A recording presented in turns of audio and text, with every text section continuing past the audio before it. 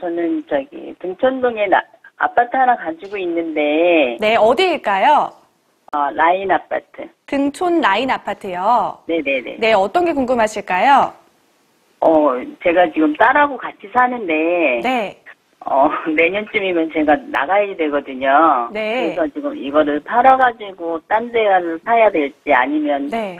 요거 그냥 내비두고 그냥 딴 데로 새로 가야 할지 그게 궁금해서. 네, 문의 잘 주셨고요. 혹시 언제 매수했는지 알 수 있을까요? 18년도에 매수한 것 같아요. 1월달쯤. 보유 중인 주택은 한 주택이고요. 지금 1주택자이시고요. 아니, 2주택이었었는데 빌라를 하나를 팔았어요, 작년에. 네. 그래서 지금 하나를 만들어 놨는데, 네. 지금 현재는 1주택. 알겠습니다. 잘 들었고요. 바로 해결사 인사부터 나눠볼게요. 네, 안녕하세요. 네, 안녕하세요. 네, 같이 얘기 좀 나눠봅시다. 첫째, 네. 얘는 네. 9호선 역세권입니다. 맞죠? 네네. 둘째는 단지가 한 300 몇십 세대 되는 소형 단지입니다. 네네네. 그리고 얘가 지금 지어진 지 거의 한 20여 년 이상이 지났습니다. 네네. 뭐 한 23, 4년? 4, 5년 그 정도 이상이 될 것 같은데. 네. 자, 그러면 이 세 가지를 놓고 봅시다. 네. 자, 여기 이 속에는 뭐 주변에 마곡지구가 있다, 여의도 접근이 좋다, 이거는 9호선으로 다 해결이 되는 말이죠. 그렇죠? 네. 그 다음에 단지가 작다. 그런데 20년에서 20 몇 년이 지났다. 이 세 가지 중에 앞으로 이 아파트가 첫째, 서울시 전체 아파트가 네. 오르면은 얘도 무조건 올라요. 전체가 내리면은요, 당연히 내리겠죠. 그죠? 네. 그러니까 이거는 전체가 움직이는 거에 대해서는 설명할 필요가 없는 거예요. 우리가 쭉 이제 살아오면서 지난 과거 한 20년을 한번 살펴보세요. 오를 때 안 올랐는 게 어디 있으며 내릴 때 안 내리는 게 어디 있는지. 많이 올랐는 거는 많이 내리고 적게 올른 거는 적게 내리고 그러는 거거든요.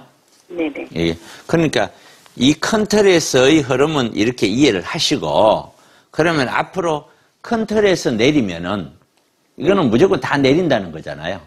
네. 맞죠? 큰 틀에서 서울시 전체가 올라가면 얘는 올라간다는 얘기잖아. 그렇죠? 네네. 그러니까 이건 조금 이따 설명을 할 거예요. 그러면은 작은 틀에서 이 아파트 자체의 성향으로 봤었을 때는 이런 성향을 갖고 있는데, 이 성향에서 단지가 작다. 이거는 바뀔 수 있는 게 아니잖아요. 그죠? 9호선 바뀔 수 있는 게 아니잖아요. 그런데 20년 이상이 됐단 말이에요. 그러면 얘는 바뀔 수 있는 것이 재건축이라는 걸 통하면 바뀔 수 있잖아요. 네네. 맞죠? 네. 그러면 결국에는 이 아파트는 재건축이 잘 되어서 사업성이 좋아진다라면, 사업성이 좋고 한다면은 이거는 좋은 쪽으로 바뀌겠죠. 네네. 그러면은 다른 아파트가 가만히 있더라도 이 아파트는 좀 더 좋은 영향을 받을 확률이 높죠. 그런데 이 아파트는 재건축이 기대하기 힘든 아파트예요.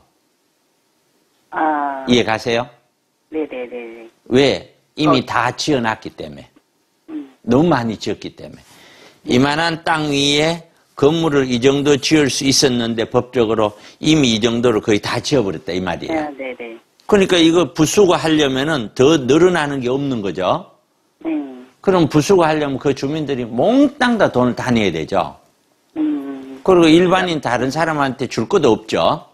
네네. 그럼 그게 진행을 할 수 있겠느냐? 못 한다는 거죠. 요 특징을 가지고 있는 거예요. 자, 그러면은 이 아파트는 가면 갈수록 사람들이 좋아할까요? 안 좋아할까요? 안 좋아하죠. 그렇죠. 그래서 최근에 5, 6년, 6, 7년 동안 가격이 쭉 올라오는 과정에 얘도 올라왔지만 네네. 거래는 별로 안 돼가 올라온 거예요.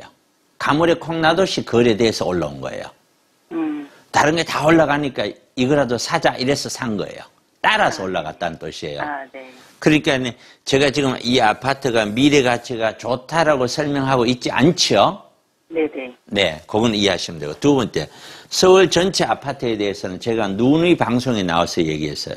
서울 전체 아파트는 서울 전체의 어떤 흐름을 가지고 봐야 되는데, 저는 지금 서울 시내 아파트 가격이 계속해서 거의 최고점 부근이라고 제가 설명을 해왔죠. 제 방송을 네. 보셨으면 아실 거예요. 네네. 계속 얘기를 해왔어요. 그러면은 여기서 다시 올라가려면은 공급은 앞으로도 계속 부족하고 돈은 계속 더 늘어나고 그러면 올라가요. 그럼 그렇게 될까요? 아니요, 지금 공급이 부족하다고 그쵸? 하긴 하는데. 아니, 그거는 이미 나와 있잖아. 올해까지 부족하고 내년 부족하지만 지금 네네. 오세훈 시장은 계속 공급 늘리고 있고 3기 신도시 계속 청약해서 네네. 늘리고 있고 이거는 시간이 문제지 바로 해결이 될 거죠. 몇 년 지나면은. 그렇잖아요. 근데 그걸 다 알고 있잖아요. 근데 지금 아파트를 구입하면은 아무리 빨라도 4, 5년 뒤에 팔 거 아니에요. 구입하면은, 그죠? 네네. 그러면 4, 5년 뒤에는 물량들이 막 쏟아지는데요. 네. 팔릴까요? 그거를 지금 안 사겠죠? 네네. 그러니까 고점이라고 얘기하는 거예요. 안 사, 그걸 사람들이 안단 말이에요.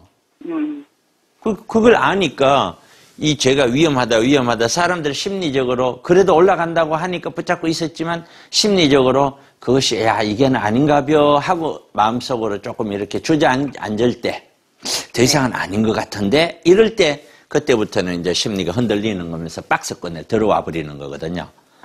근데 그 박스권을 제가 뭐라고 했냐면 올여름 올 봄부 때부터 거의 박스권에 거의 다가왔다라고 내가 얘기를 해왔거든요. 지금 그런 상황이 확실하게 지금 드러나고 있죠? 이제 눈에 보이죠, 그죠? 네. 제가 얘기할 때는 수개월 전에 얘기할 때는 눈에 안 보였잖아요. 뉴스는 자꾸 올라간다고 하니까. 네네, 맞아요. 그런데 네. 가격이 한껏만 딱 떨어져서 거래가 되면은 그게 다 없어져 버리는 거예요. 그런 상황이. 그러니까 결국에는 서울시 전체 아파트 가격은 전 세계의 아파트, 전 세계 주택 가격이 코로나로 인해서 돈이 풀렸고 이렇게 올라왔는데 이게 이제 다 저물잖아요. 금리는 올라가고 계속해서 물량 공급은 지금 청약을 받고 있으니까 몇 년 지나면 이제 입주를 하기 시작할 거고 네네. 그러면은 올라갈 수 있는 확률이 없죠. 떨어지죠. 얼마만큼 버티느냐의 문제잖아. 그죠? 그러다 보니 이미 이 지점에서는 팔려는 사람이 하나 둘씩 내놓는데 살려는 사람은 없는 거예요. 그러니까 국가에서 양도소득세 1인 1가구 12억까지 해주니 저거 다 뒷북. 제가 그래서 우리 사무실에서 저거 아무리 해봐라. 저거 한다고 해서 가격이 뚝뚝뚝뚝 떨어지는가. 그리고 살 사람이 뚝뚝뚝 사는 거 안 사요. 사질 않는다고요. 그러니까 이런 현상이니까 이 아파트는 장기적으로 또 단기적으로 원래부터 아파트 자체가 좋아서 가져갈 수 있는 그런 아파트가 아니다. 근데 흐름 따라서 올라와서 얘도 올라온 거다. 그런 아파트를 다른 데 간다고 해서 보유를 하고 있다. 이거는 맞지 않다. 오히려 걱정해야 될 것은 지금 내놔도 안 팔린다. 이해가요? 네네. 네. 네. 팔려야 뭐 내가 팔고 갈까요? 붙잡고 갈까요? 고민할 거 아니에요. 그러면은 그냥 지금이라도 그러면 그냥 조금 파는 게 낫겠네요. 그러면요. 조금 내려서라도 파놓으면 좋겠다. 네, 조금 네. 내려서 살 사람 있냐고요. 네. 제가 누누이 얘기했잖아요. 왜냐면은 이 세상은 나만 똑똑한 게 아니에요. 나는 한 10억 가던 게 요거 한 9억 5천 내리면 안 살까 하면 사는 사람은요. 마음이 식어버리면은 10억 가던 게 9억 8억 내도 안 사는 거예요. 열 달아 있었을 때 붙는 거지. 네. 식어버리면 가면 갈수록 이제 식을 거예요. 내년에는 금리는 더 많이 또 올라갈 거고요. 네. 더 식을 거예요. 그렇다고 해서 뚝뚝뚝 떨어지지는 않다고 제가 얘기했죠. 왜? 네. 그래도 내 집을 지금이라도 살까 하는 사람들이 아직은 있으니까요. 근데 그 사람들은 좀 떨어지고 나면은 계속 떨어질 걸 기다리다가 안 떨어지면 그때 산다고요.